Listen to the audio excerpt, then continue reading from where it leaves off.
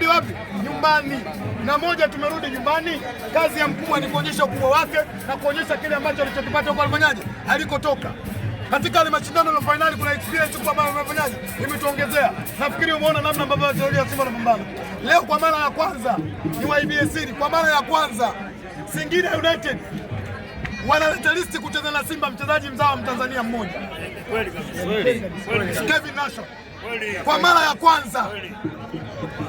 Hii nini maana yake? Nawapongeza Singida kwa sababu wamejua wanakuja kucheza na timu bora.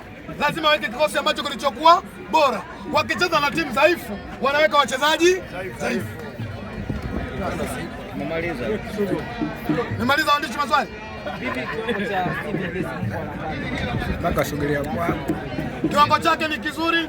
Simba kinatufurahisha, lakini sio DSM Kwara tu. Simba tunaamini kila mchezaji wa Simba na kiwango kizuri. Leo ukimwona mchezaji anaitumikia Simba, maana yake tumemwamini, ana quality kubwa, ana uwezo mkubwa. Leo ukizungumzia DSM Kwara, nitakuuliza unamzungumziaje Kamara. Ukimzungumzia Kamara, nitakuuliza unamzungumziaje Shomari Kapombe. Tuna kikosi kilichokuwa bora. Tuna wachezaji walio machua, tuna wachezaji na quality kubwa. Leo mmeona Afrika ilisimama. Afrika imezungumza. Nazo taarifa nitazizungumza na habari nitakuiteni. Rais wa shirikisho barani Afrika analia. Kinachomliza kuna namna ambavyo finali ilivyokwenda kuamuliwa katika uwanja wa New Amani. Yaliyopita si ndio tunaganga? Tunakwenda Champions League. Umeona sherehe za organization? Tunakwenda Champions League. Tunakwenda kwenye maisha ambayo Simba tuliozoea. Tunaendaje mwaka huu? Tunakwenda kumaliza ligi, tunakwenda kufanya usajili ambao utakwenda kutupeleka finali ya Champions League. Na mengi ya kuambia waandishi habari kuhusu usajili. Kweni na subira kwanza tumalize jambo letu. Na kuona wewe kama una kimwemwe. Kisugu. Mitandaoni uko wanasema leo refarika wabeba leo. Wacha waseme. Kuna watu wameumbwa kusema ndo kazi yao. Walisema gusa atia wao, si ndio? Walisema mwogopi wao, si ndio? Walisema tuchezi wao, si ndio? Kama dada zangu wa Kizalamu wakaona kuna nazi washagombana na shemeji, maneno yanatoka. Wacha waseme. Nimesema wacha waseme.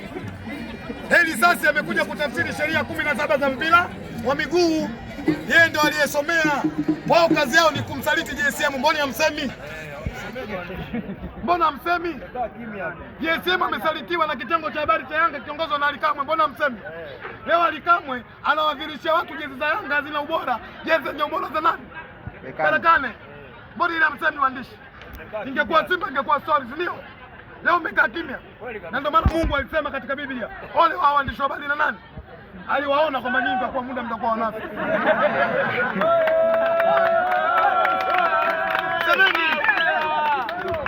Kisugu. Leo akina Kevo wanasafiri. Mainfluencer wa Yanga wanasafiri. Fadhila wanaomfadhili na kumlipa JSM ni kwenda kumdhalilisha jezi anafanyaje? Anaozileta. Mwandishi mjui. Wanajua. Hamkumwona msemaji wa Yanga amevaa jezi za Berekane? Hamna. Leo niwaambie siri.